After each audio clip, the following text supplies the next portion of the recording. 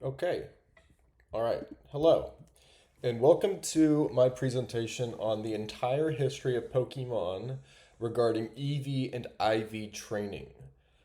This is a very technical and specific set of information, but I hope to convey it in a very engaging and informative way.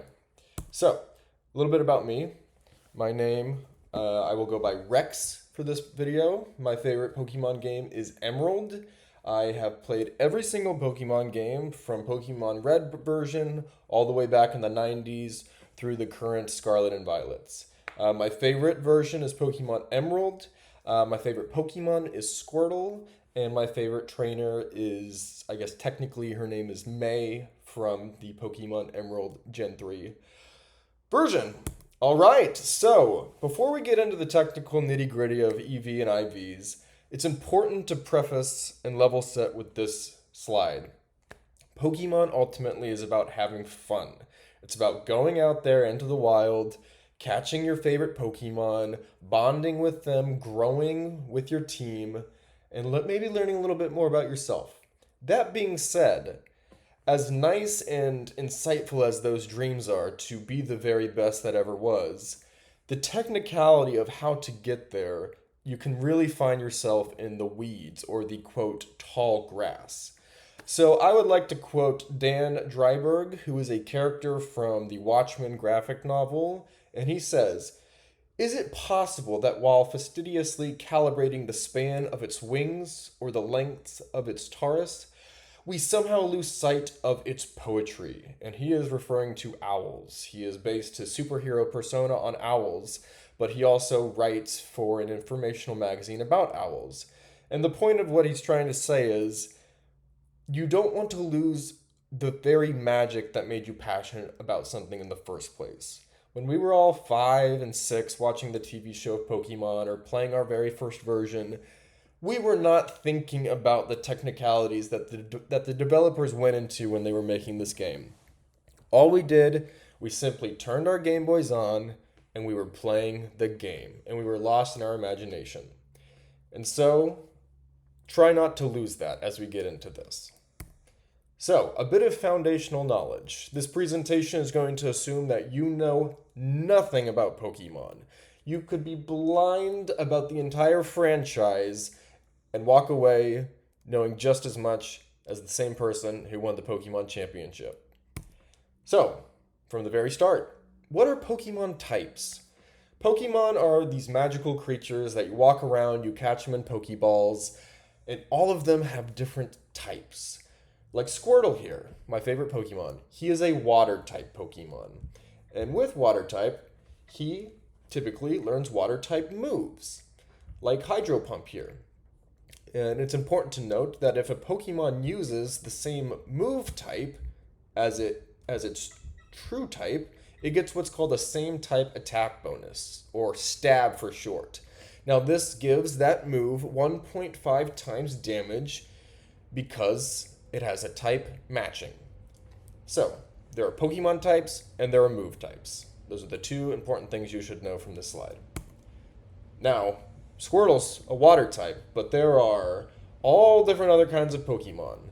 And I'm not going to get into this chart on the right here, but what you should know is that different types have advantages and disadvantages to other types. For example, you can look water here, like Squirtle, well, he's going to be super effective against fire. That's what that 2 indicates. That move is going to be twice as powerful. And the same goes for if you look at if fire was attacking over here against water, it would only be half as effective. It's not very effective.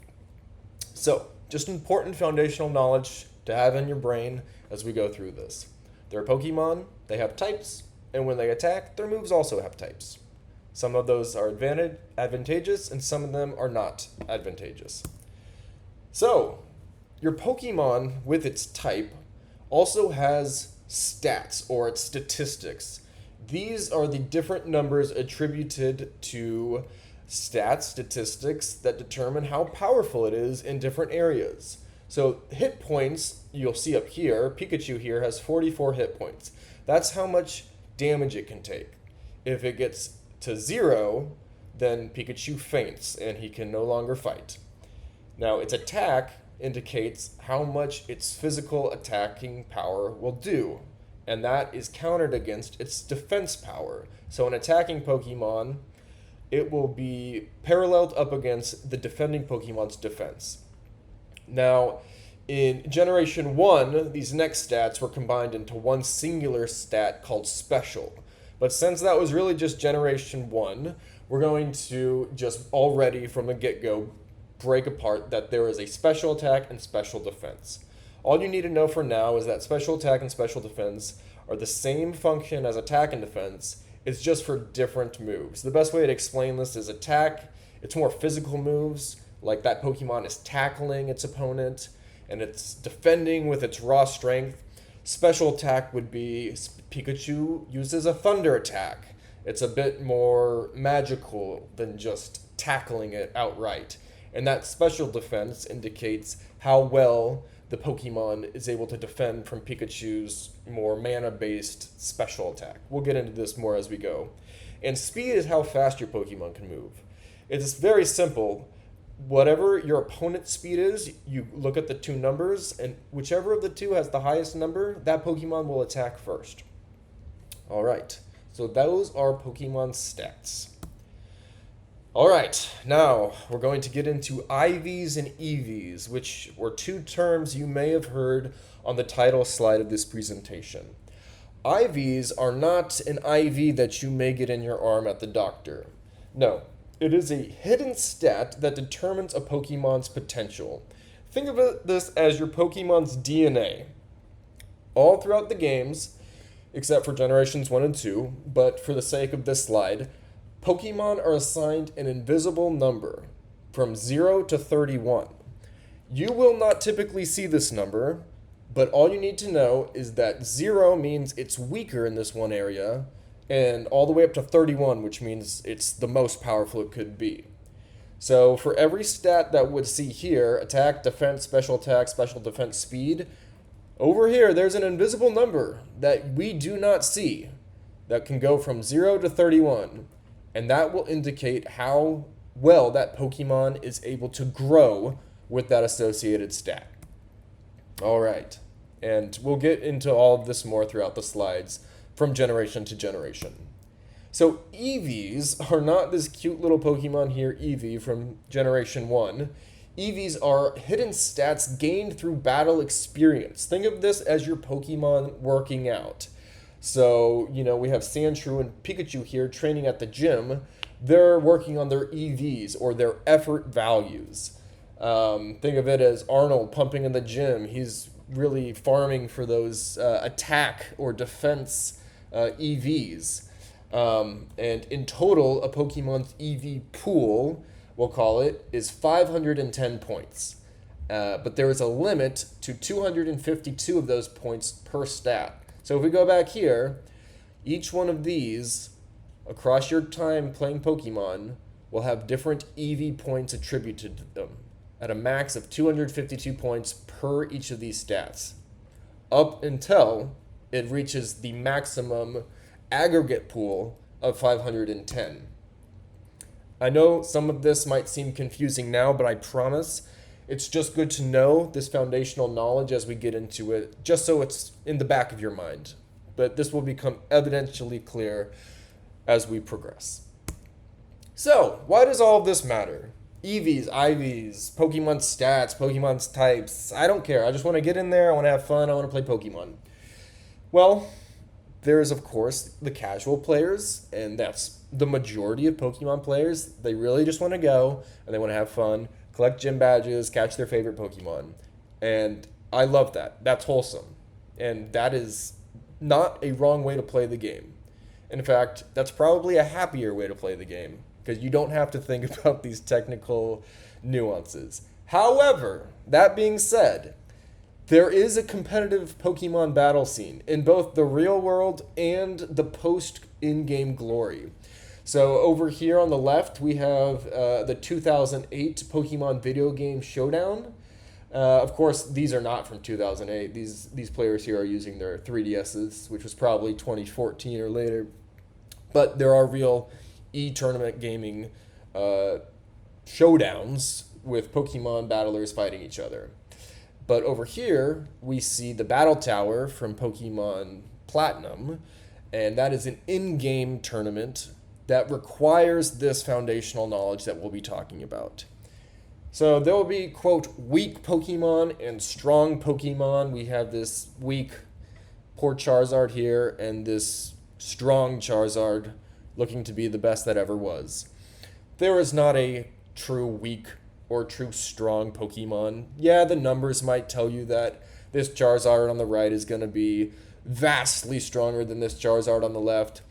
But ultimately, if you want to be the best that ever was, if you want to win either these in-person real life tournaments or these in-person post-game Battle Tower tournaments, you're going to need to know what information the following slides have. It's non-negotiable, and you will flat out lose and get your butt kicked if you don't know all of this information. So, ultimately, what matters to you? Like the song, I want to be the best that ever was, for a lot of people, that is their passion about Pokemon. But how you get there, it's a bit more personal for people. So on here on the left, this is my Nintendo DS. I was playing Pokemon Emerald over COVID, and getting the gold shield marking 100 times winning in a row at the Battle Tower without losing is one of my most prized gaming achievements in my entire life. This was my team. I had a Metagross, a Latios, and Swampert, and I used all of this information I'm about to tell you to get that trophy. It's incredibly hard to get. If you lose one battle across the streak of 100, you have to start back from the start. But ultimately, I wanted to craft a team that was around Pokemon that I truly love. Swampert and Metagross are two of my favorite Pokemon, and so I often think of this quote from Karen, one of the Elite Four members in Pokemon Gold and Silver, and Crystal from Generation 2. She says, strong Pokemon, weak Pokemon. That is only the selfish perception of people. Truly skilled trainers should try to win with their favorites. And I love that, and that speaks to everything I love about Pokemon. You could use the best Pokemon that are just objectively through the numbers, the greatest, like a Garchomp, or like a Rotom Wash. But ask yourself, do you really love those Pokemon? And if you do, there is no shade, no shame. You love who you love. And maybe you do love them because they are the most powerful. But I love the Pokemon that I love. And some of them, it's something you can't even explain. Like Squirtle here, first Pokemon I ever had back when I was 5 years old in Pokemon Red version. Even though I had Pokemon Red, I still went with Squirtle because, look at that guy. Look at that cute little face. So, what matters to you? And how will you apply the following information to your Pokemon journey? Think about that as we progress. All right, so now we're going to get started. We're going to go from Pokemon Generation 1 all the way to Pokemon Generation 9 and talk about EVs, IVs, stats, how they changed across the years, how they got better, how they got worse. And I think there'll be some fun anecdotes along the way. So, without further ado, here we go with Generation 1. Except for this slide. Professor Oak here. Yep, so we're going to go through a generational overview, IVs, EVs, and significant changes across the generations. Now let's go. So, what kicked it off was Pokemon Gen 1. This was red version, in Japan green version, in America blue version, and the special Pikachu edition Pokemon yellow version. And it was featured on the original Game Boy. It was the introduction to the series. It was mainly focused on the true holistic idealism of Pokemon. You just get out there, you catch your Pokemon, you fight battles with them, but the competitive scene wasn't really there, so it was mainly just about having fun. But the technicalities were still in the game. IVs, or the individual values, back then were called DVs, or determinant values. So, if we look at this Snorlax here, he has these nice, strong stats. He's got his attack, defense, speed, and special. And we went over what each one of those meant at the beginning. But what you don't see are his IVs, or back then called DVs, his determinate values. So back in the day, it wasn't an invisible number of 0 to 31 hovering somewhere in the ether. No, it was a number 0 to 15. And then rather than having EVs or your Pokemon pumping weights at the gym fighting other Pokemon, it was called stat experience, or SEs. And instead of the 510 cap for EVs, it was 65,535. Now, I'm not going to get too hung up on these Generation 1 and 2 slides because this was when the company, Game Freak, was still playing with different ideas as to how this would work. And it wasn't really until Generation 3 where they solidified exactly how we know IVs and EVs to this day. So this might seem like a lot. This might seem extremely intimidating, but I'm just going to give a generational overview just for historic sake, just for posterity. But if Gen 1 and Gen 2 don't make any sense to you, don't sweat it. This really isn't valuable knowledge to know. So, let's get into DVs. DVs are a number assigned 0 to 15. It hovers over here, invisible, against all of these stats: attack, defense, speed, special, and HP. Anytime you encounter a Pokemon or catch a Pokemon, this number is randomly generated by the game. And then your game is going to look at each one of these DVs from attack, defense, speed, and special to determine your HP DV. So the game is going to say, hey, is it odd for attack or is it even? If it's odd, it's going to give it +8. If it's even, it's going to give it 0. If it's defense 4, 10, all of these are just set in the game. I don't know why. This is just how it is. So, out there, based on these, what is Snorlax's HP DV? And I know what you're thinking. That's impossible to solve with the information on this slide. And I would say you are correct. It was a trick question. Both the DVs and the SEs are invisible. So here I've gone ahead and just said, for the sake of the argument, the game rolled Snorlax a 5 for attack in his DVs, a 6 for defense in his DVs, an 11 for his speed in DVs, and a 3 in special. So based on the previous slide, we see that because 5 is odd, it's going to get a +8. Because defense is an even 6 +0. Speed is 11, odd again, +2. And special is 3, +1. That Snorlax's HP DV is going to be 11. And that's what Snorlax's DVs are. It's really confusing. I don't know why Game Freak chose these +8 for attack, 4 in defense, speed, +2. But that is how they decided to make it work. So, moving on. What do DVs do in Gen 1? So, the rule of thumb is that every 1 DV point adds exactly 2 points to the Pokemon's actual visible stat that we see here on your Game Boy. So, because we know that Snorlax DVs are 5, 6, 11, 3, and 11, which we calculated and figured out from the previous slide that the game randomly rolled for us, except for HP, we then multiply each one of those by 2. And now if we look down here, because Snorlax has 142 in attack, well, 10 of those points were from his 5 DVs. And from down, you can see how each one of those was calculated. What's highlighted in yellow is the boon that Snorlax gets from his DVs. All right. So, what about SEs, stat experience? So this is more like EVs, if that we talked about. This is more, okay, how does your Pokemon work out and get stronger? Sure, it has its inherent DNA that the game's going to randomly roll for you.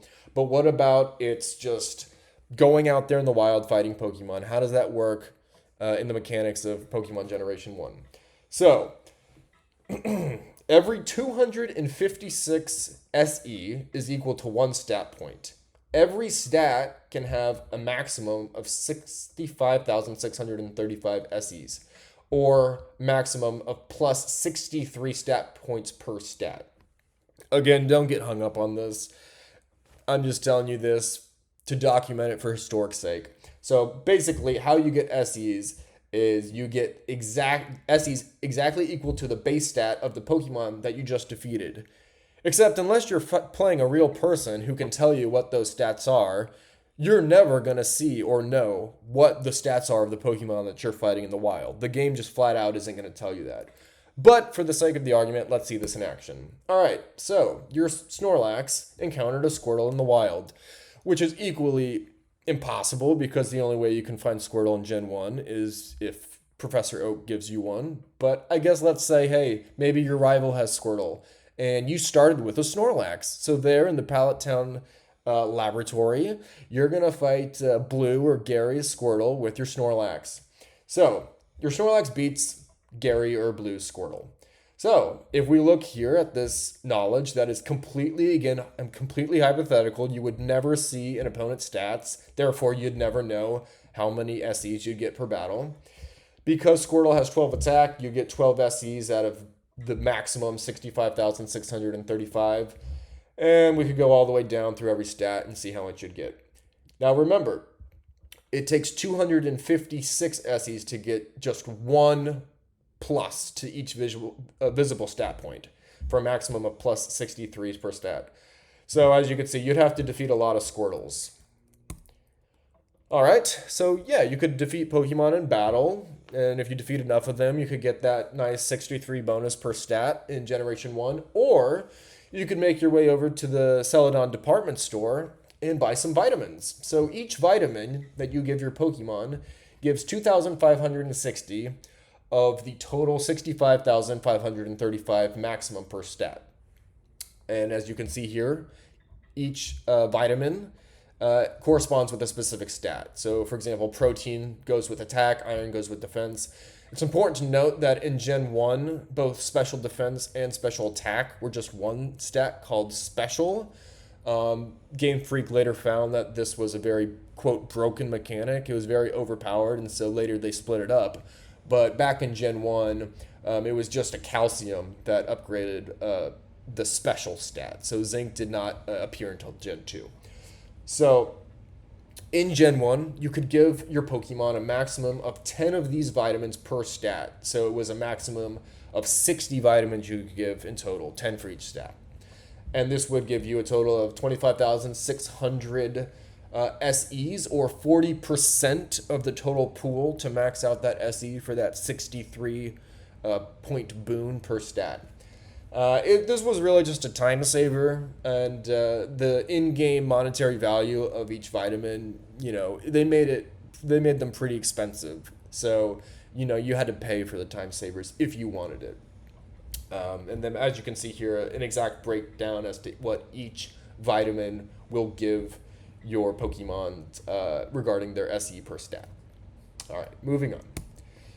So, we talked about how Pokemon have different types and different move types. So how it works in Gen 1 is that whatever move type your Pokemon is attacking with, that specific move type is linked to either your attack and defense or your special stat types. So let's say you're fighting with a flying type move. Let's call Wing Attack for the example. That Wing Attack is going to be pulling from your Pokemon's attack stat. And whatever Pokemon is defending against the Wing Attack will be using its defense stat to see how well it resists that attack. Now, over here, let's say you're using Squirtle and he's using Water Gun or Charmander with Ember. That will be pulling from the special stat type.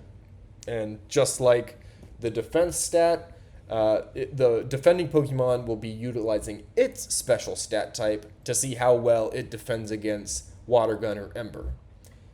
And later on, in later generations, spoiler alert, they reworked this entire system and they split it up so it's much better. But for the sake of this slide, Gen 1, this is how they handled it. And it made it really inconvenient for some Pokemon who had extremely high attack stats but were water-type Pokemon and had really low special stats, so their water moves weren't hitting as hard as they could. But later on, in later generations, they fixed it. So that's Gen 1. Now we're going to get into Gen 2, which for a lot of people, is some of the greatest games that Pokemon made. We got Gold, Silver, and Crystal version. And just some highlights before we dive deeper into each one of these bullet points.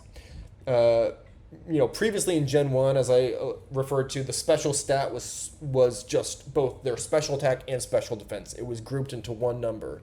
Now Gen 2 realized that this was broken. Pokemon like Alakazam were just absolute beasts with their incredibly high special attack, because not only could they attack extremely well, they could defend extremely well too. So they made these two different statistics now. Also, Pokemon now have genders in Gen 2.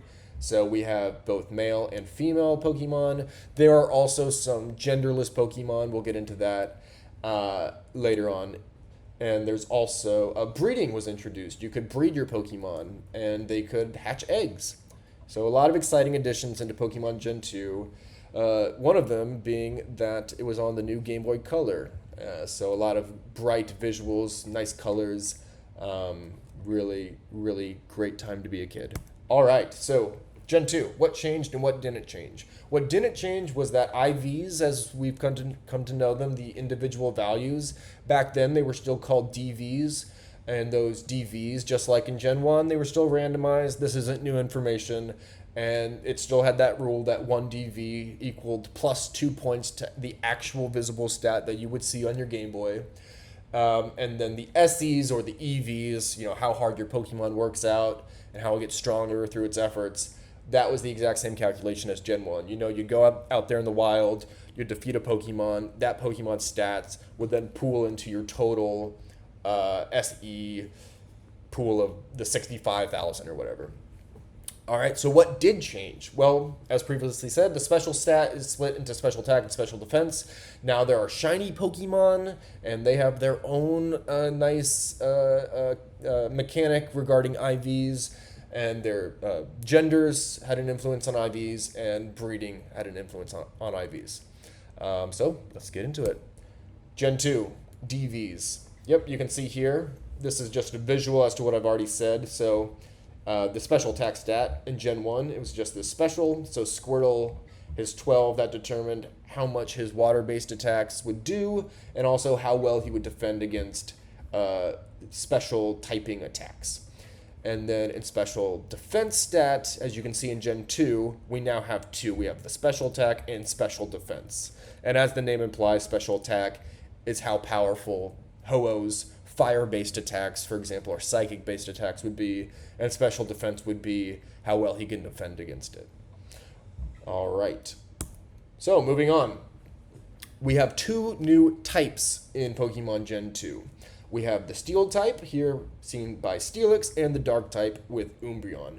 So, I guess to balance it out, even though there are 9 physical typings for attack and defense, and only 8 special typings for the special stat type, they decided to give each side one of the new typings. So Steel a bit more physical, and Dark a bit more ethereal, so they went with special.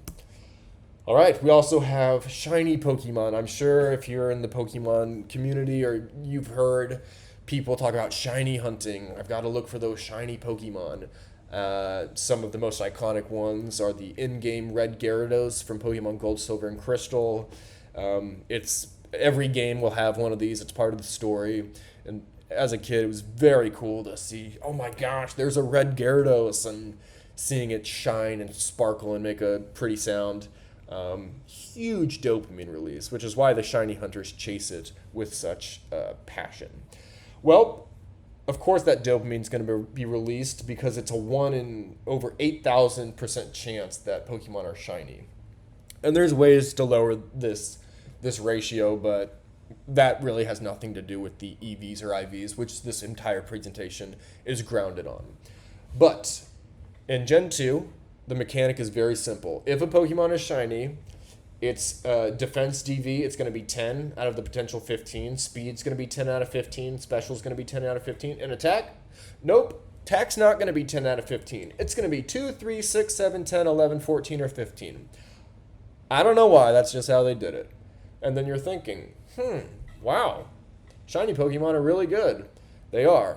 But as a little spoiler alert for the future slides, you can't have a female shiny Pokemon because in Gen 2, female Pokemon just inherently had lower attack IVs than males. So they could not both be true.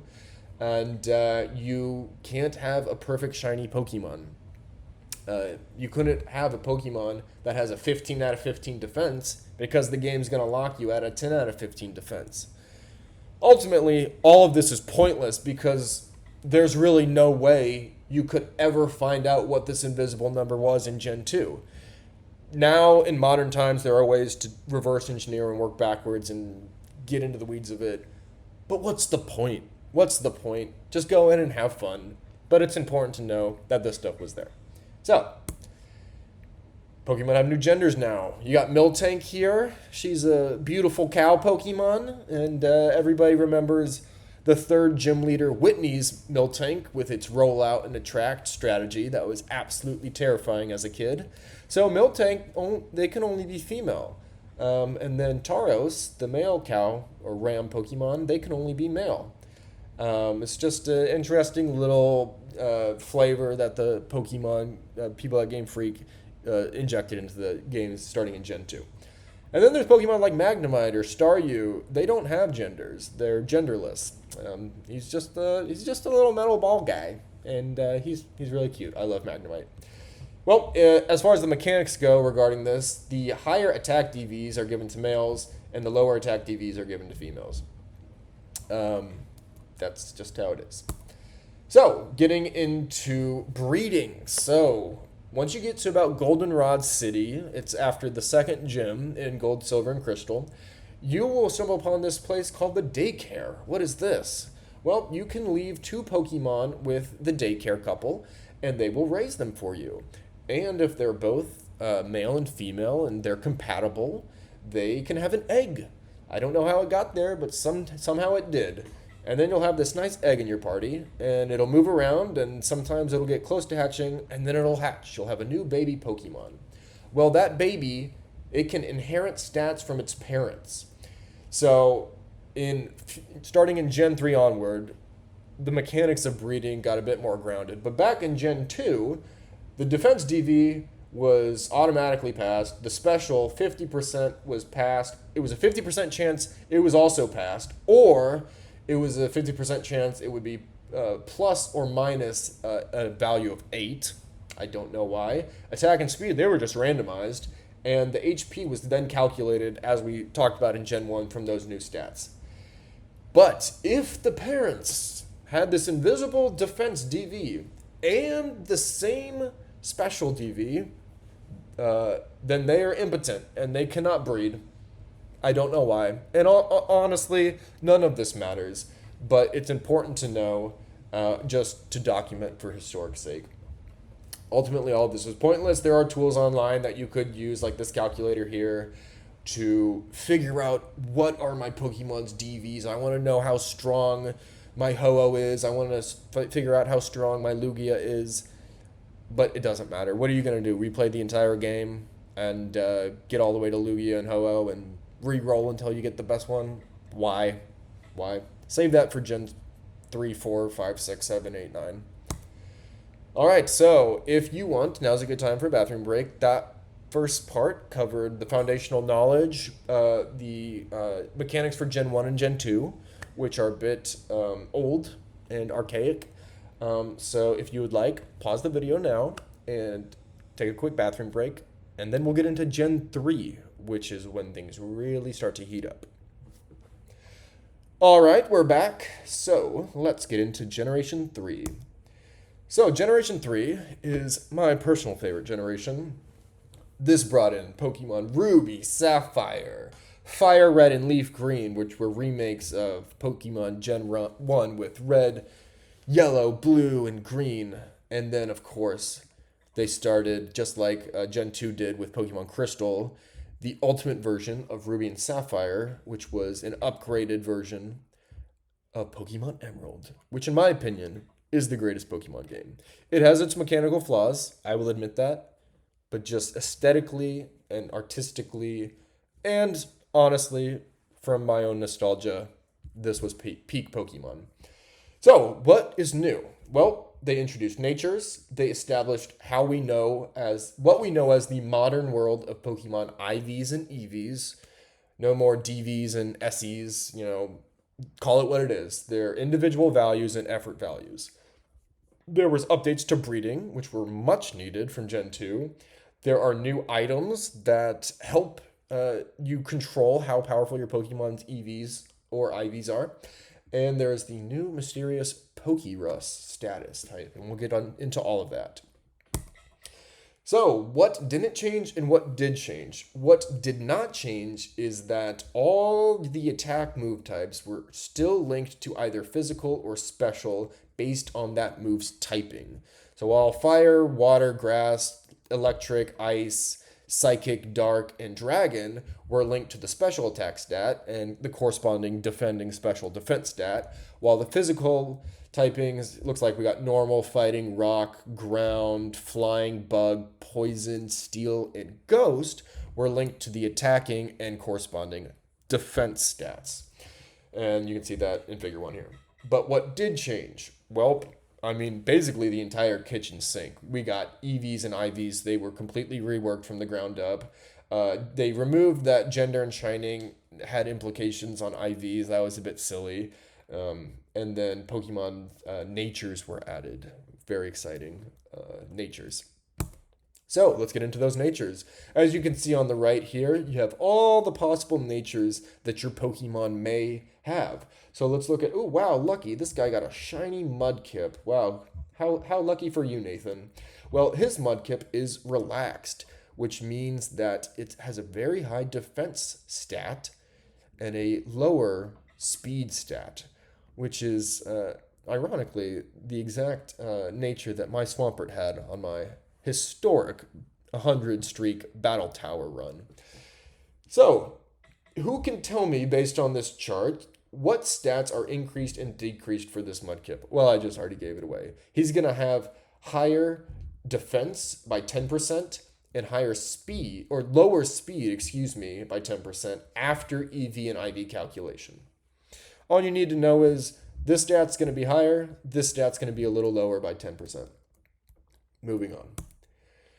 All right, so it looks like our Mudkip evolved into Marshtomp. And he's got these nice little pool of stats here. Oh, he did lose his shininess. That does not happen in the game. This was just the only screenshot I could find. So, let's break it down. The IVs are still invisible from Pokemon's Gen 1 to Gen 2, and they will be invisible for a pretty long time. So we're left with this ultimate problem. How do we see these Pokemon IVs? How do we bring a magnifying glass through the pixels, through all the carbon, and find out exactly what my Pokemon's DNA is? How strong is it? What are these question marks going to be? Now, ultimately, we have learned through the years that there is a way to figure this out. There is a way to illuminate what these question marks are. And rather than it being a number from 0 to 15, the IVs are now, this should say 0. It could be 0 all the way to 31. So here, this HP, it's going to be a number 0 to 31, 0 to 31, 0 to 31, all the way down. And what do these even mean? It's just like before. It's going to say that around typically 1 IV is going to add +1 to that visible stat. So if it's 0 IVs here, hey, his HP is just 50. But if it's all the way to 31, well, that could be really helping him out. And it really doesn't start rounding out that bell curve until around level 100 for Generation 3. So to figure out these hidden IVs, right now, we're going to have to work backwards and reevaluate what EVs are. All right, so get used to seeing my good friend Metagross here. Metagross is one of my favorite Pokemon. He's really powerful. He's a Steel Psychic type. And I don't know. I think he's just so cute. There he is. So this is my Metagross. His name's Steel Stomp. And he's here. And this bubble around him represents his EV pool. Now, this pool can be filled up with 510 EV points, or effort value points. Remember, EV means effort value. how hard is my Metagross going to work to get powerful, and what is going to be that spread of his efforts? Is he going to work arm day, back day, leg day? But in Pokemon terms, that's going to be what? Attack, defense, special defense, speed. So, the way in Gen 3 is that when you defeat wild Pokemon, they will give you a yield of EV points attributed to them by a specific stat. Well, how would you know that specific stat? Well, you're going to have to, that information is not in the game. You're going to have to use outside resources like this lovely website here, the Pokemon database. So if you go online, nowadays you could do this in the internet. Back then it was a bit more archaic. You'd have to log onto your AOL account and you could see, okay, I want to train my Pokemon to have a max amount of 252 attack EVs. I want him to hit as hard as possible. I want so that when my Metagross uses Earthquake, that Earthquake's going to be the most powerful Earthquake it could possibly use in the programmed game. So, doing research, hey, Sharpedo is going to give me 2 attack EV points. Cool, all right.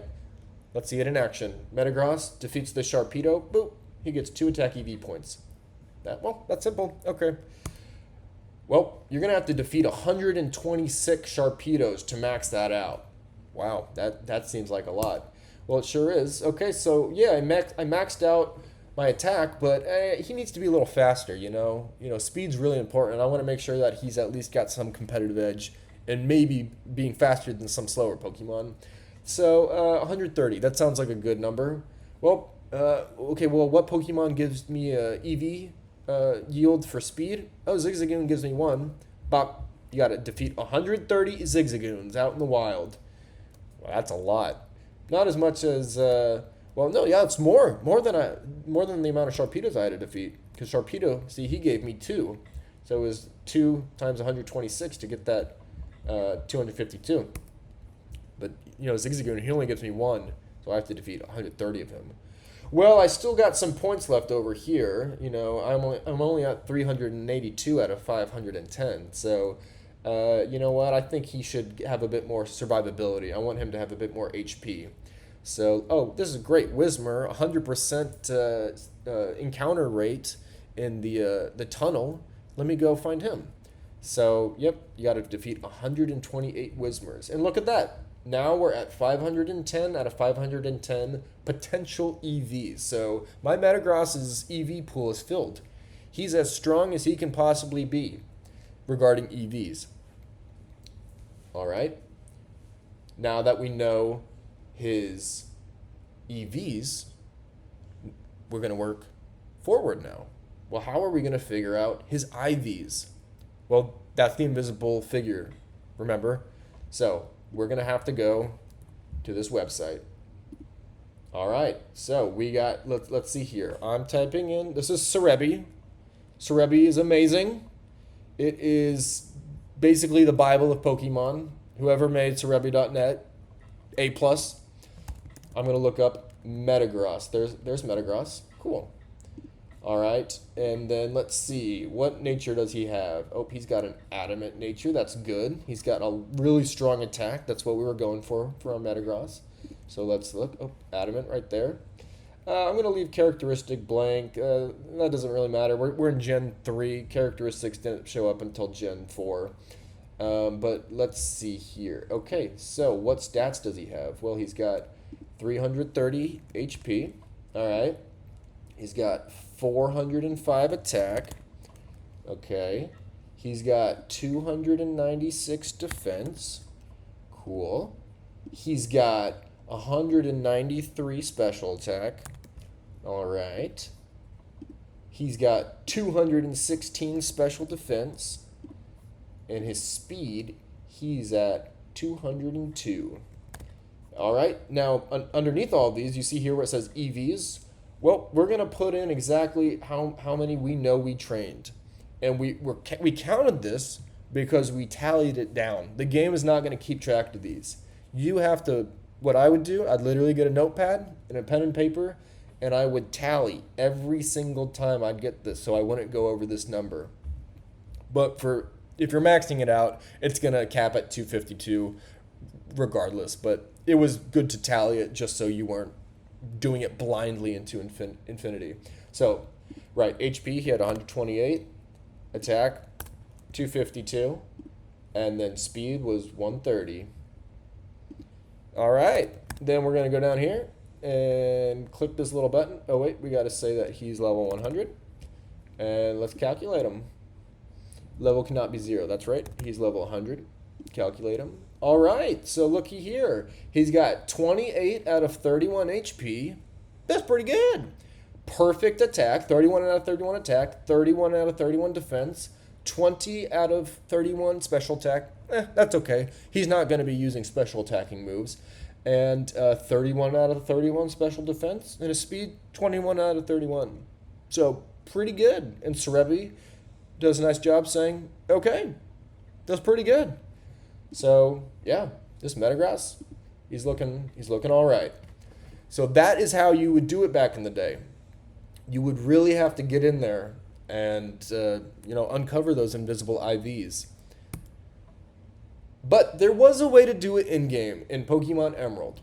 Once you got to this magical place called Battle Frontier, which was like the Disney World or Las Vegas of Pokemon, there were all these post-game, events you could do. One of them was the Battle Tower, which I referenced previously, and if you got a streak of 100, you would get this really cool gold trophy for your secret base in the game.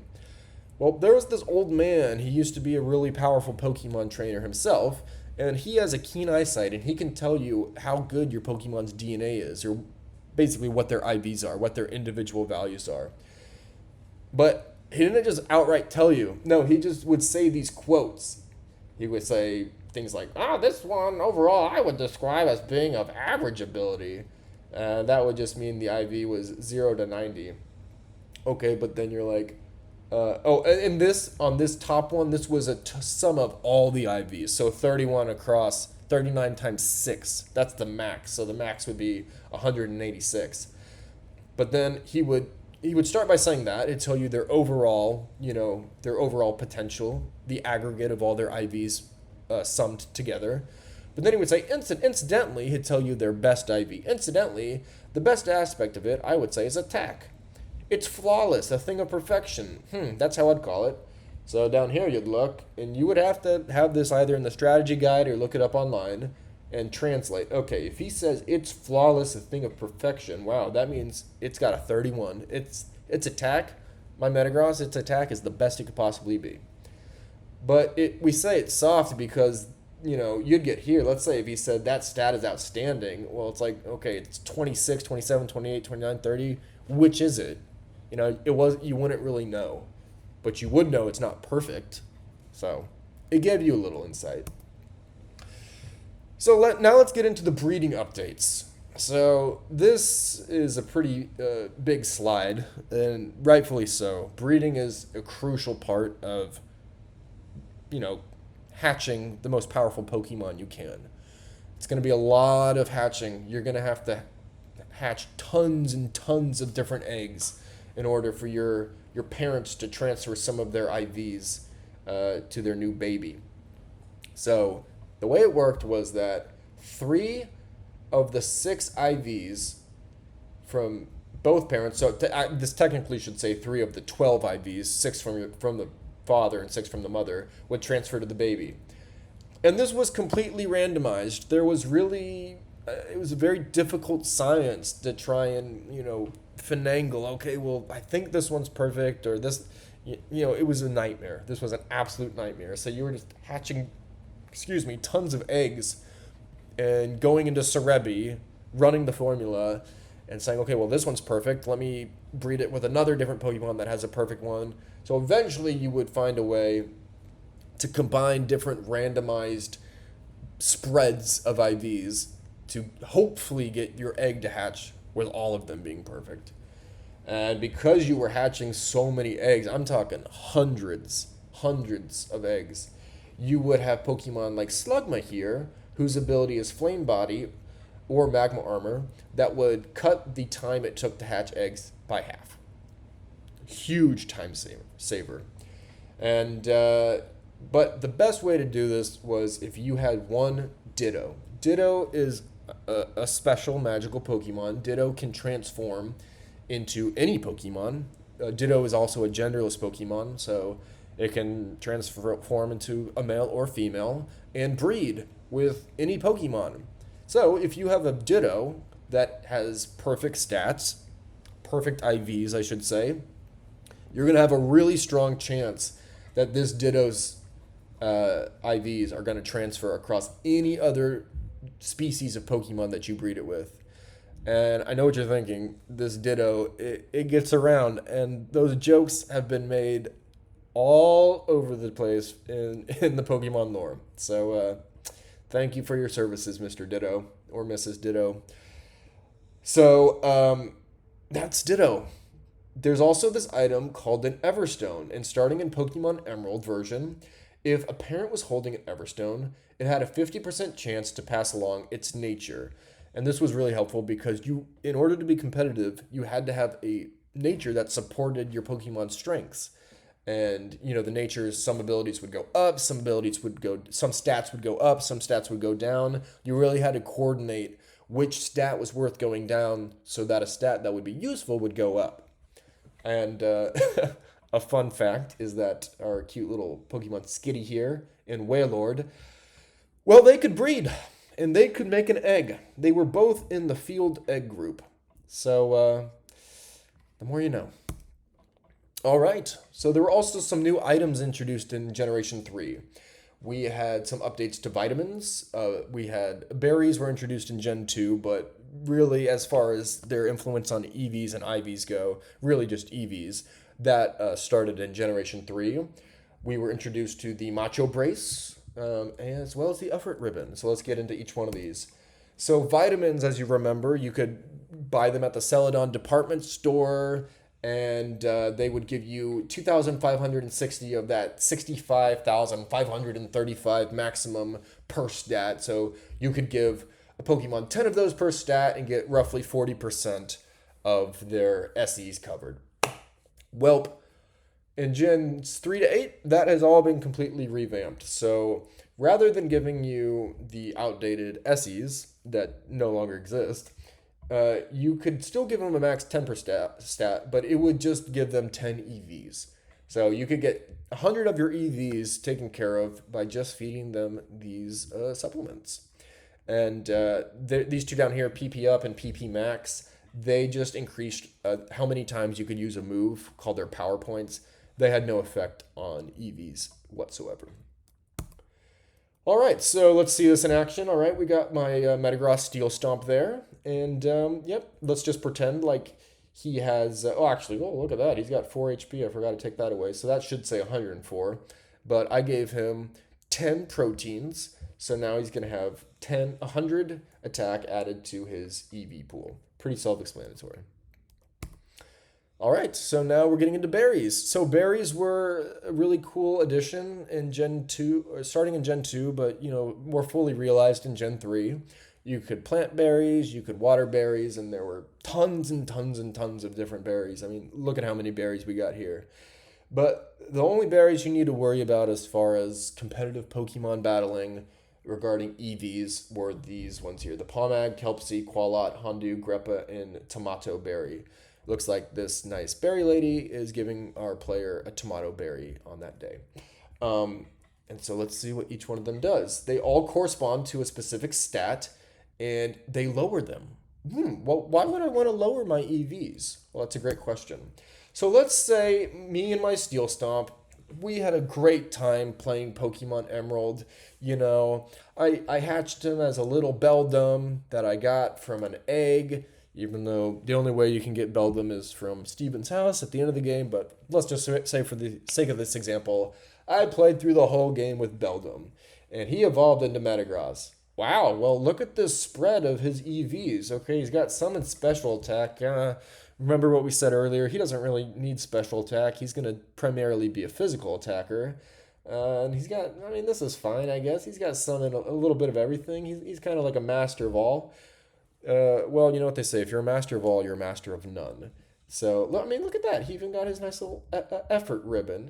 I'm real proud of you, Metagross. I'm real proud of you, Steel Stomp. He was really tired after all of his hard work. Well, I want to get him into the battle tower now. I saw, wow, he's got really good IVs. I mean, most of them are perfect. He's really competitive, but his EVs are all over the place. Well, you could feed them berries to essentially reset this pool. It would go back to zero. So, you know, and FYI, all of these numbers here, they're going to be invisible. You're going to have no idea what they are, but it would take, hypothetically 7 to knock this HP down from 62 to 0, because if it was just 6, that'd only be 60. You'd have 2 left over. So as you can see here, I want to get his board completely reset. I want to get him ready for the intense, what's it called, P90X training cycle for the battle tower. Well, if you just want to make sure that, since these are invisible, I have no idea. I know he's got some. I mean, heck, he got the effort ribbon. He's got his 510 out of 510 locked in. So, well, you just give him 26 of everything, because that's going to for sure knock every single one of these down to 0. Fire everything. All right, so there is a new item that was introduced in Gen 3 called the Macho Brace. You would get it from the mom of this house in Mawile City. You'd defeat everybody in her family except for their son, who's apparently really powerful and at Victory Road. He was a chump like everybody else. Never saw him at the Battle Tower, but I digress. She would give you this item called a Macho Brace. Its function, its mechanics were very simple. It would just double the EV yield from any defeated Pokemon. All right, and then, oh yeah, there's that ribbon that my Metagross had for all of his hard work across our playtime, defeating all the gym leaders and getting all the badges. Well, that's rewarded to your Pokemon when all 510 EVs have been trained. And I absolutely love this art of Torchic getting his effort ribbon. He looks so proud. Even though I'm surprised that Torchic got 510 EVs without evolving, but maybe it's holding an Everstone too. All right, there was this other mechanic called Pokerus, which was introduced. As you can see here, whoa, this Linoon's got this status called Pokerus. What the heck is that? Well, if you go to the Pokemon Center and you heal your Pokemon with a nurse, she'll inform you that your Pokemon may be infected with Pokerus. She won't tell you what it is. You just have to look it up in the strategy guide or watch this lovely presentation that I'm doing. So it's a rare hidden virus. It's 1 in 21,845. But you're going to be going to the Pokemon Center a lot. Chances are you're going to get this at least once per playthrough. I've gotten this every single time I've played. I might just be super lucky. I don't know. And it lasts 1 to 4 real days, real 24-hour days. The game had an in-clock timer that would track days. Subsequently, that in-game clock has been dried out. You can still play the cartridges of Gen 3, but the time mechanic doesn't work anymore. I digress. What is Pokerus? What does it do? Well, it just doubles your EV yield per battle. So let's put this all together, all right? We got the Macho Brace, we got the Pokerus. Let's get our Metagross in there for his P90X training. Let's start with attack. All right, so I'm going to give him the Macho Brace to hold. I know that's going to speed some things up. And lo and behold, he got infected with Pokerus. So remember, Sharpedo gives 2 EVs per time, a 2 EV yield every time you defeat one. So down here, you see that 2. Well, then it has Pokerus, that's doubling it. And the Macho Brace also doubles it. So every 1 Sharpedo that you defeat, it's going to give you 8 attack EVs. There you go, 8 attack EVs. So as you can see, that's going to speed up the time to train quite a bit. All right, that is Gen 3. That one had, without a doubt, the most amount of mechanical updates. I mean, it started and established the IVs and EVs as we know it. But let's move on to Generation 4, which for a lot of people is some of the golden years of Pokemon. I had this exact DS, this blue one, and this DS Lite, and I I'm gotta tell you, I've probably put 500, 600 hours across all these games on my DS. A lot of great memories. Um, I've played with Piplup as my starter. I've played with all of these. I've played multiple times with every single one of these as my starter. Um, Good memories. So let's get into the nitty gritty. What changed and what was added? So we got finally they split physical and special moves. There was an addition of power items, more breeding updates. Pokemon got things called characteristics. It's kind of like Pokemon Natures, but a little bit different, more just informational than straight up mechanical differences. And then this is a spoiler alert. We're not doing the Pachirisu case study. That's actually going to be later on in Gen 6. But you can look forward to that later. All right, so let's just do a little bit of recap. Gens 1 through 3, remember, it linked types to either physical or special stats. Well, that has now since been removed. Now, from Gen 4 to Gen 9, which is the most current generation, regardless of type, any damaging move can be physical or special. So let's look at this Magnezone here. Another one of my absolute favorite Pokemon. He's just such a cutie. I mean, look at that. Look at that guy. He can learn Thunderbolt or Spark, both of which, as you can see, are electric typing moves. But now the new rule is regardless of type, any damaging move can be physical or special. So we don't have this line of demarcation anymore. That has now been removed. Every typing can now be physical or special. Spark, you can see here, category physical. It's going to tie into that attack and defense stat. Remember, this move, Thunderbolt, it's a special move. And that's going to tie into the special attack or special defense stat. All right, Gen 4 also introduced power items. This basically says that if a Pokemon is holding a specific power item, it adds +4 EVs to that corresponding EV being trained. And here's a nice little chart. And thankfully, in the game, I do believe it told you exactly what stat it would be helping improve. It didn't tell you that it was +4. It just said it would help raise it. So let's go back to our handy dandy, simulator with my Metagross here, Steel Stomp. So he is now holding the Power Bracer instead of the Macho Brace. Let's see how this works. So, we still got Pokerus.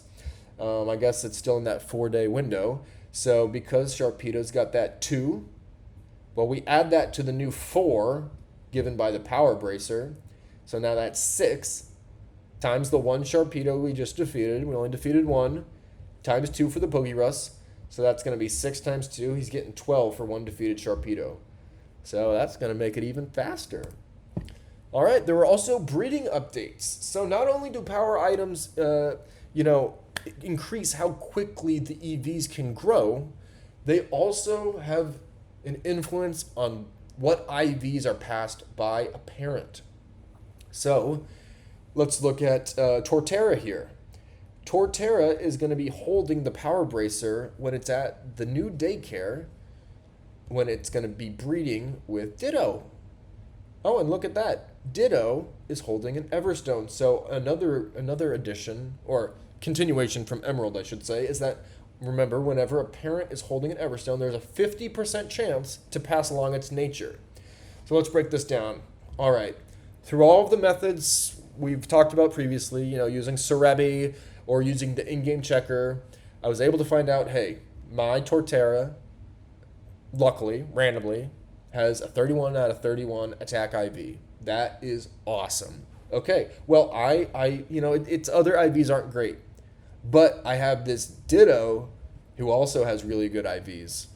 So I'm going to breed them together to get a baby that may be the chosen one to be on my Battle Tower team. Well, I want to guarantee that this perfect attack IV stat's going to carry over, so I'm going to give my Torterra the Power Bracer, and I want to make sure that it's adamant, just like its other parent, Ditto, who's holding the Everstone. So I'm going to have to keep breeding until I for sure get that adamant. It's a 50-50 shot. It's a flip of a coin. But I'm always 100% every time going to make sure that its attack IV is 31 out of 31. Now, what you could do is you could keep breeding and swapping these out to pass along corresponding perfect IVs to babies. Um, Truth be told, it was quite a headache. And in subsequent generations, they made this a lot easier. But this is how it was in Gen 4. Characteristics. So now, if you were on your Pokemon screen, you would see, oh, cool, I got this Entei. Wow, he's shiny. That's really cool. Oh, I got him from an event. Okay. But, his nature's adamant. It's a pretty good nature for Entei. And what's the thing? He's capable of taking hits. What does that mean? Well, that is his characteristic. And you'd have to look at one of these charts, and it would say here, you'd go, okay, looks like his defense is an IV of 1, 6, 11, 16, 21, 26, or 31. I don't know how that would help you at all. But this was added, and if somebody could tell me if they've ever used this, I would love to know. I never used this once, but it's in the game. I guess if anything, it adds a little flavor to your Pokemon's personality, knowing that they could have all these different things, being mischievous or liking to enjoying to run. But as far as the mechanics, the root of the mechanics, and what this had as far as the implication of IVs, and just flat out, just tell us what it is. Why are these invisible? Offered quite a big spread that was not helpful whatsoever. All right, so the last truly great, in my opinion, truly great generation of Pokemon was Gen 5. We still had pixel art. The games still truly felt like, love and care was poured into these. And a strong case can be made that Pokemon Black 2 and White 2 are the greatest Pokemon games ever made. Mechanically, visually, just knocked it out of the park. The story, all of it. These two games are amazing. They are not my favorite. I mean, I love them, but they are not number one. They're probably, I think it's 2 or 3. I'll have to check my tier list, which is at the end of this presentation. But great games. And you were able to play it on the new DSi hardware, which was pretty cool. Although it didn't have the Game Boy Advance slot in the bottom anymore. That was a shame. But what a great time, Pokemon Gen 5. I mean, especially in black and white version, the entire Pokédex was 150 brand new Pokemon. It was just such a breath of fresh air, and really, really, really, really great generation. Probably my second favorite. But all right, so what's new? Honestly, not a lot. They really perfected the formula in 3 and 4, and Generation 5 just kind of felt like you got to sit and enjoy, the world that they had crafted for so many years. And these games were a true reflection of what I would call the golden age of Pokemon. But I digress. There were 2 big things. One, stat recalculation once a Pokemon was at level 100. Those had new considerations, and there was an introduction of feathers. All right, let's get into feathers first. So a lot of times in Pokemon Gen 5, it was based on, North America. There were a lot of different bridges and stuff. One of the cities was basically New York City. And in the game, when you were crossing these bridges, you would find these shadows. And these shadows would be Pokemon birds' feathers. And they were all different kinds of feathers, ranging from health feathers all the way to swift feathers. And basically all these did was they just added 1 EV to a corresponding stat. It wasn't a huge upgrade. I think it was just a way where you could kind of control in the game before post-game how your Pokemon were getting stronger. But, it was just a casual, I guess, flavor addition. I never used feathers when I was seriously building my team. I'd either use vitamins or just go out hunting for a specific EV stat yield I was looking for. But, hey, it was in there. And the other big change was that this was a good one. They kind of unlocked your Pokemon stats being set at level 100. So if this screenshot of, oh boy, what's this Garchomp's name? Gang Orca. Already. This Garchomp, it's at level 100. But these stats, even after it's set. So you can't go out and EV train anymore. It won't matter. Like if this Garchomp has 0, if you just use rare candies, which automatically increase a level by 1, if you used 100 rare candies, for example, on your Garchomp to get it from, I mean, it wouldn't be 100, it'd be like probably 95 or something to get it from level 5 to level 100. Well, it's stuck and it's gonna lose a ton of potential from getting EVs. And so what would happen a lot of times is, people would train their Pokemon and I don't know how, but they wouldn't finish that 510 EV pool. So their full Pokemon's potential would be completely locked out. Well, Gen 5 realized that was silly. And even when your Pokemon was 100, you could still go out and EV train it. And then you could reset with berries, as we talked about previously. And so there was a bit more fluidity in that regard. All right, that is the end of generations, 3 through 5. That was the bulk of the Pixel era, in my opinion. That was the golden age of Pokemon. So this will be our second and last bathroom break if you need. So just pause the video and then we will close out the remaining generations, which should go fairly quickly. So pause the video and use the restroom if you need to. All right, we are back. So now we're off to Generation 6. This was the first introduction of the 3D Pokemon era on the Pokemon 3DS. Pixel art was gone except maybe the Pokemon sprites, their little icons in the menus. My heart tells me that it might just be nostalgia, but my flavor of Pokemon is pixel art. I think it's so creative, and every generation most Pokemon got new pixel sprite redesigns, which were just so cool. And there's so many examples of Pokemon like Typhlosion, for example, whose pixel art is way cooler than his 3D model. I mean, night and day. I could go on, but that's not what this presentation is about. We were talking about IVs and EVs. So, Gen 6 added a lot of quality of life upgrades to Gen 6. So let's get into all of those. We have super training. You can now see EVs. Wow! After 6 generations, they finally let us see exactly what stats we were upgrading with our hard work. The item called Destiny Knot got an upgrade. And then there was this post-game area called Friend Safari that we will get into. And then iconic case study from 2014 that will just really warm your heart. All right, so let's get into Gen 6. All right, so Gen 6 introduced this new mechanic called Super Training.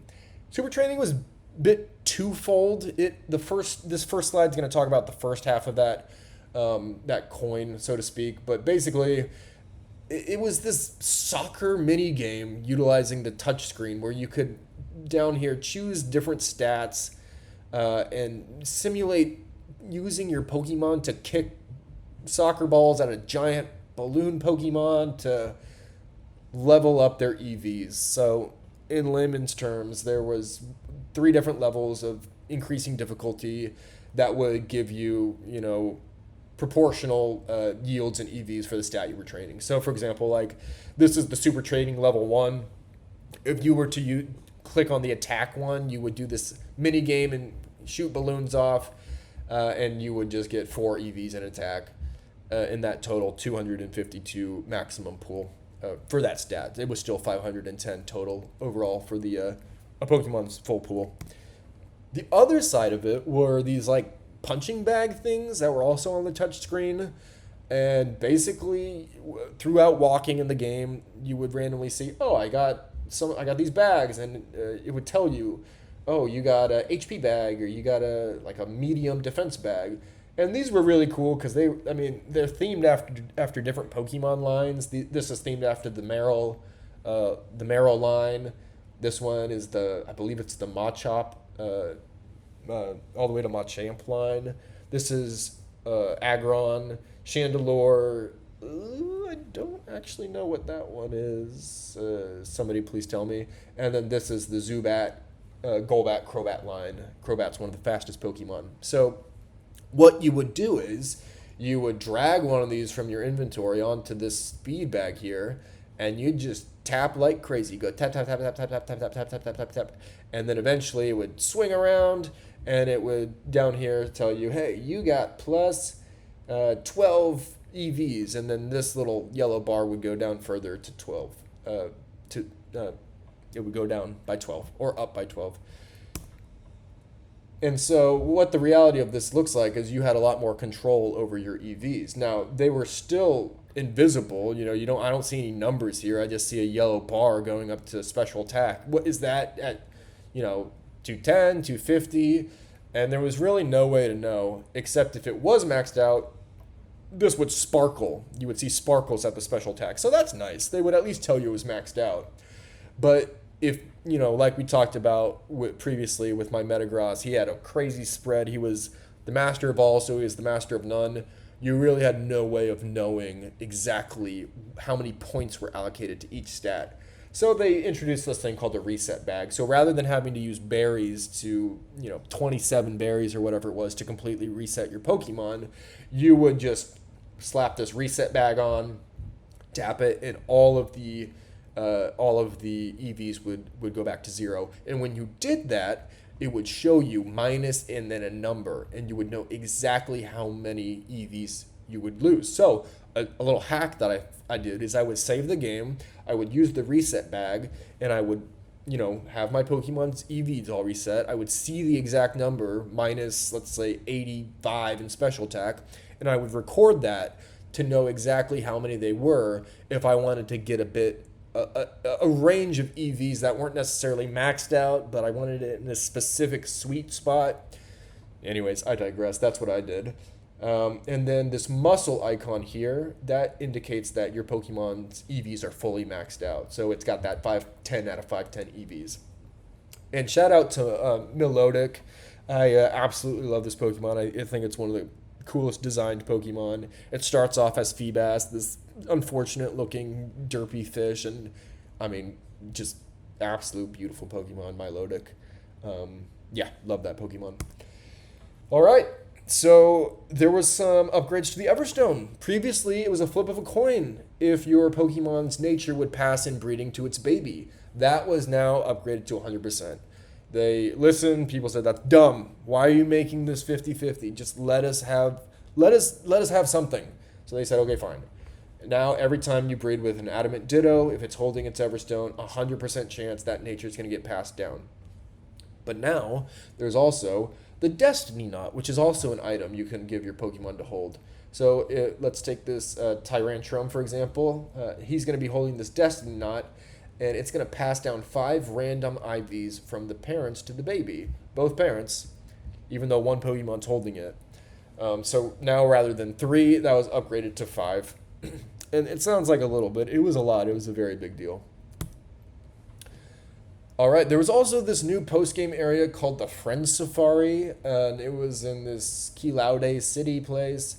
Basically, the 3DS, you could have a friends list of people that, your real-life friends or people you met on the internet, and you could go to their Friends Safari and, catch Pokemon there. And the Pokemon in there, they would always have at least 2 perfect IVs, sometimes more. So it was just a fun way to go in there. I think you could also get hidden abilities, which we didn't even talk about, because technically that has nothing to do with IVs and EVs, but abilities was also, or is, a big consideration when it comes to competitive battling. But for the sake of this presentation, you could, in Gen 6, go to this Friend Safari and have, a very good chance to get some extremely strong IV Pokemon. Oh, man. And then, of course, we have our Gen 6 case study. So we have Sejun Park. Apologies if I mispronounced their name. But in 2014, he won the entire thing with Pachirisu. And it was his favorite, I think it is still his favorite Pokemon. And back then, Pachirisu was flown under the radar. People said it's weak. Look at these stats. It's really, it's not very strong. And he said, I don't care. I remembered what Karen said all the way back in Gen 2. She said, strong Pokemon, weak Pokemon. That is only the selfish perception of people. Truly skilled trainers should try to win with their favorites. And he did. He had his little Pachirisu plush there, and he found a way based on everything we talked about. He gave it perfect IVs. He found the perfect move set for it. He found a very competitive EV spread with it and trained it the proper way. And there he is. There's him winning with his Pachirisu and its friend Garchomp. Absolutely legendary moment in the Pokemon competitive scene. A true legend. A true champion. Absolutely. All right, now we're in Gen 7. So this was Sun, Moon, Ultra Sun, Ultra Moon. This was the Hawaiian themed region called Alola. Really fun. They had different variants of older Pokemon, Alolan, like Alolan Ninetales, which you'll see later on. I think the pacing for Sun and Moon and Ultra Sun and Ultra Moon, the upgrades, they're basically the exact same story with just upgraded mechanics, but I think the pacing was extremely slow on these. It was really felt like they were trying to grab a new audience of kids, and they were just kind of turning a blind eye to the people that grew up with Pokemon who were still playing, who were like, yeah, I know how this works. I get it. Can we please skip this 2-hour tutorial island? I mean, literally the first island is a tutorial. I think it's like 5 hours long or something, but it felt very bloated. I digress. What were the upgrades to Gen 7 as far as EVs and IVs? Well, the IVs are now visible. Oh my gosh. So Gen 6, they revealed the curtain to show us EVs. In Gen 7, they revealed the curtain to show us IVs. About time. Why did it take so long? They also introduced something called hyper training, which utilized a new item called bottle caps. And the power items got an upgrade. The power items we referred to previously in Gen 4. So, in Gen 7, IVs are now visible, finally, but they're only kind of visible. We'll get into it later. So, after you beat the game, you could go to this place called the Battle Tree, and this ace trainer here, after you hatched 21 eggs, he would give you the judge function in your computer box. And basically, you'd go in and you'd see your Pokemon, like this Caracosta here, and it would tell you if it's decent or very good. And you're like, okay, well, that's not a number. I want a number. When will you just give me the number? But no, they said, we're going to give you a qualitative term, and you're going to have to go online or look at the strategy guide and figure out what that means. So, yeah, look here. Attack decent. It's a range of 1 to 15. Well, that doesn't help. Why do you keep giving me a spread of numbers? But ultimately, you just wanted the best. So if you knew it said best, you knew that you got the highest you could get. So it's an improvement. Still not perfect. People were still using Cerebi to figure out the exact number, but even that wasn't perfect. So, and most of the time, if you were truly doing competitive, anything lower than 31 wasn't good enough. So for the sake of that, it did tell you if it was best or not. So give them credit for that. Hyper training and bottle caps. This, without a doubt, is my absolute favorite update across all generations. Maybe mints is a close second, but bottle caps is absolute game changer. So what this meant was you could just automatically raise a Pokemon's IV to 31. That's insane. So you didn't have to keep hatching eggs. Hypothetically, if you had a Pokemon with the correct nature, you could go through the whole game with it, and you could have it battling all different kinds of Pokemon and having that whole master of all, master of none thing like my Metagross. Okay, well then let's reset all of his EVs with the reset bag or feeding it berries. Okay, then let's train its EVs properly so it's got the nice EV spread. But if it's IVs, it's inherent, randomly given IVs that you couldn't control. You just caught it that way, and that's how it was. Well, now you can make sure that those are perfect. You would simply, after you beat the game, go to this guy, and you'd give him either a silver or a gold bottle cap. Now, I won't get into it. These bottle caps were a little bit challenging to find. Rightfully so. This is an insanely powerful mechanic in the game. It will literally make your Pokemon the best it could be. But yeah, so there were two. There was silver and gold. Silver would raise one of your IV's stats, so like attack, defense, special defense, speed, HP, you would choose one of those to make 31. Or if you were lucky enough to have a gold one, it would raise all your stats IVs to 31, the max. Insane. Also, shout out to Alolan Ninetales, one of the absolute coolest additions to the Generation 7 roster. And another small upgrade to Gen 7 was the power items got an upgrade. So basically, it was just upgraded from a +8 from its previous +4. So, we can re-roll with our Metagross with his new Gen 7's, 3D sprite, which in my opinion is not as good as the pixel sprites, but I digress. So he's holding this Power Bracer now, rather than giving him +4 previously. It's now going to give him +8. So if we rerun this math, you got the 2 EV yield from Sharpedo, plus it's 8 from the Power Bracer. That's going to give you 10 times 2, because it still has Pokerus. Man, I didn't mean, how many, was it 4 days or 4 years? I don't know. He's still got Pokerus. Anyways, so he would get 20. And this should say 20, not 12, but you get the idea. All right. So now we're moving on to Generation 8, which was Sword Shield, Brilliant Diamond, and Shining Pearl. In my opinion, this is when the franchise really started to go downhill for me. I still very much enjoyed my playthrough of Sword and Shield.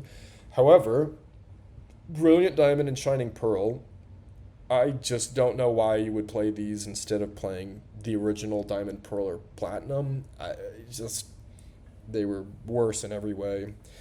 I'm not going to get into it. But there were just 2 upgrades here. Mints, and there were no limits on vitamins. So Mints is probably the second greatest addition that they ever did, was you could just feed a mint to your Pokemon and automatically change its nature. So the implications of this meant you did not have to continue to breed Pokemon over and over and over again, hatching hundreds of eggs just to get a nature you want, or you wouldn't have to give your Ditto or whichever parent an Everstone to guarantee the Pokemon you bred would have its nature. This finally meant that you finally had all of the tools at your disposal to take the team that you played the entire game through with, and through the use of in-game items and mechanics, turn them into competitive powerhouse juggernaut gods. So let's take my Cinderace, for example. I nicknamed her Ruby. Ruby, her starting nature was timid, which is great. Look, she's really fast, but oh dang, her attack went down. But she's an attacker Pokemon. She's supposed to be meant to be a physical attacking Pokemon. Or at least that's how I wanted to build my Cinderace. So it was really easy. I just gave her a Jolly Mint, and now, rather than having increased speed and decreased attack, she still had that increased speed, but her special attack was decreased, so I could focus more on her attack. So, game changer. Absolutely amazing upgrade. And then another big huge one was that they removed the cap on how many vitamins you could give your Pokemon. You could truly give your Pokemon as many vitamins as you wanted to, which was great. Yep, so you could just pump all these supplements into your Pokemon.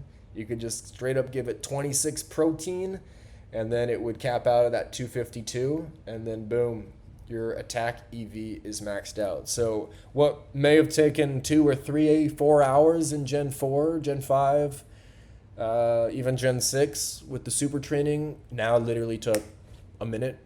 If you had the in-game money for it, you could literally just go to the store, buy 26 proteins, and instantly get your Pokemon's EV to max. So between the new vitamins, between the bottle caps and the hyper training that still existed in this generation forward, and the mints, it really made it so that anybody could take any team, any Pokemon they wanted, and they could truly have a competitive shot in the meta game.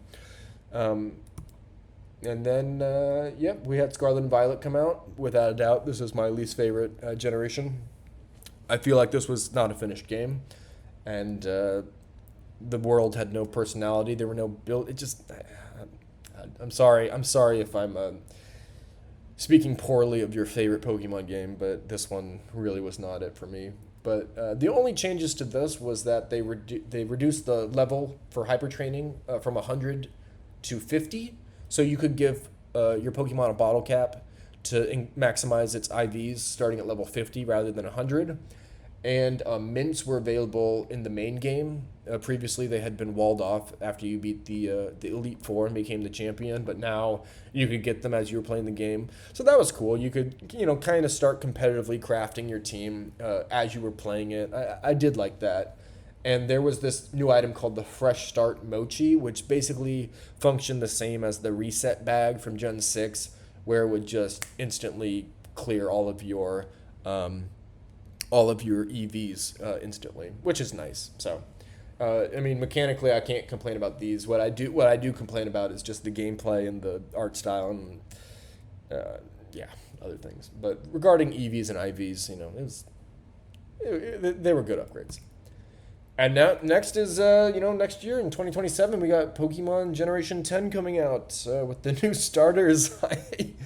I don't know how I feel about their designs personally. I think they may look a bit more like Neopets or Angry Birds, but I will probably be playing this just to keep on the tradition. So when this comes out, I'll have to update this presentation. But until then, I will leave you with my tier list of Pokemon games. If you want to just pause and take a look at that. And thank you so much. I appreciate your time if you stuck around and listened to me. And apologies if I got any of the facts wrong or, the mechanics were, I mixed things up or I mixed numbers up. I did my best to document this and get this right. But thank you for sticking with me. And I hope you have a great time on your adventure in the world of Pokemon, whatever that may be. If you want to be the very best or if you just want to hang out with your friends, your Pokemon. This is my team. These are my absolute 6 favorite Pokemon.